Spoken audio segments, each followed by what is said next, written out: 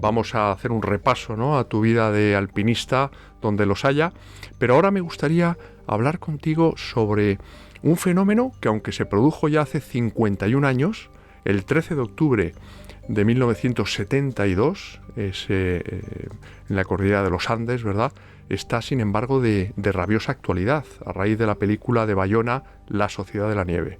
Es que han hecho una película maravillosa en lo que verdaderamente se nos había olvidado aquello, pero aquello verdaderamente fue una hazaña, una manera de sobrevivir increíble, y la han plasmado en la película de una, fantástico, parece que es todo real y que es todo en el momento, y es increíble lo que aguantaron aquella gente, que la mayoría de los que aguantaron eran deportistas.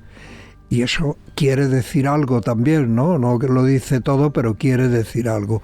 Tenían un espíritu distinto a otra gente que no es deportista, quizá.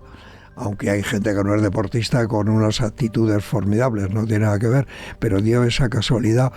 Y verdaderamente es una hazaña el sobrevivir.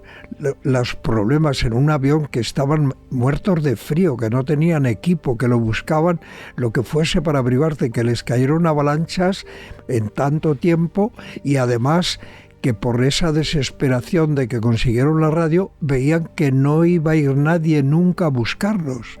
Vieron aquellos aviones que no los vieron a ellos y les dieron todos por perdido. Y esa decisión de salir andando desde allí, teniendo más o menos idea. A eso vamos, pero empecemos, valga la redundancia, Carlos, por el principio. Cuando se produce el accidente, se produce ya de tarde, es decir, está poniéndose el sol. Sí.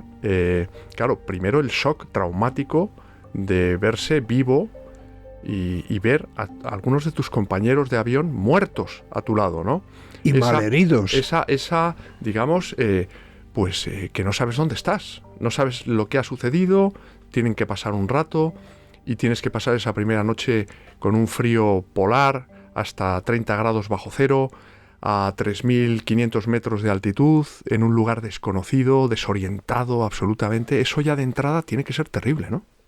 Vestido de viajero de avión, ni más ni menos, con zapatos, con un trajecito, con un jersey, lo que fuera. Pero verdaderamente es increíble. Pero vamos, quien haya visto la película se ha dado cuenta de lo que verdaderamente pasaron, porque lo han explicado maravillosamente. Es una situación que te puedes dejar morir o puedes luchar hasta el final, como hicieron algunos de ellos, o muchos, pero otros no lo pudieron resistir, y aguantar hasta el final y tomar la decisión.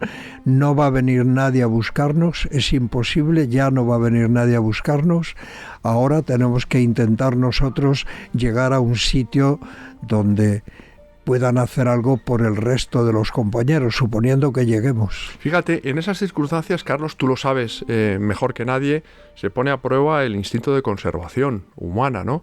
Y se aguza el ingenio. Y al mismo tiempo se desprenden todos esos valores de solidaridad, de ayudarse unos a otros.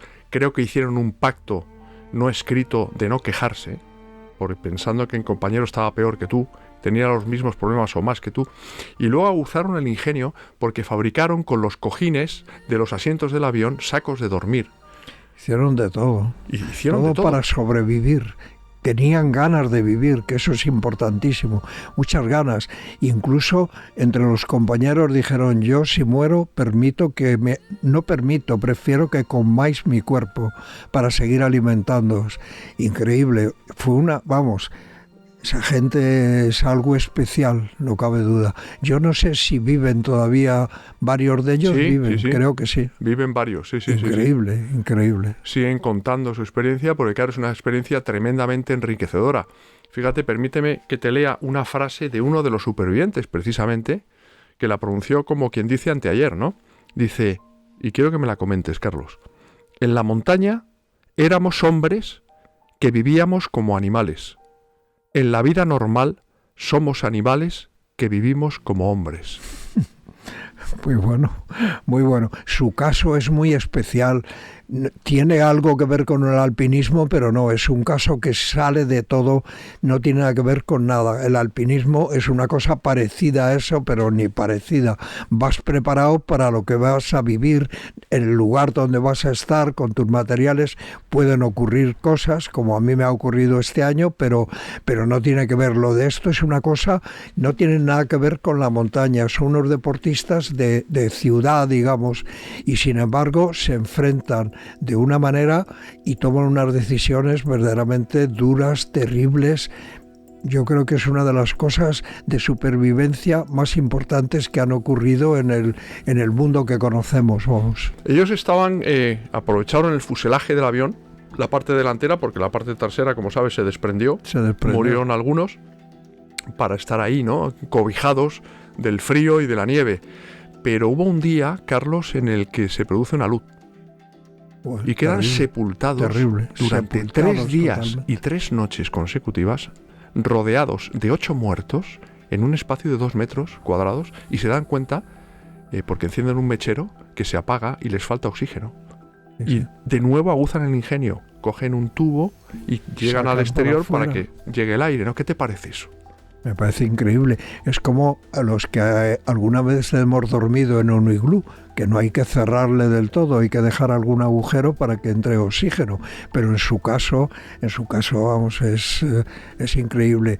Las ganas de vivir que tenían, las ganas de vivir y lo que lucharon para ello, verdaderamente es increíble.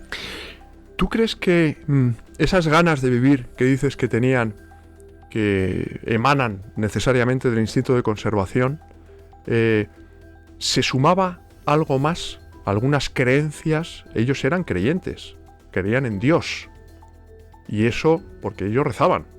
Sí. Eso sale a relucir en algunos momentos en La Sociedad de la Nieve, y también en esa película célebre que tú habrás visto también, Viven, mucho más antigua, donde ellos se les ve rezando el rosario, se les ve rezando oraciones. Es decir, son personas que tienen un sentido trascendente de la vida. Sí, es muy posible que eso también les ayudara, no cabe duda.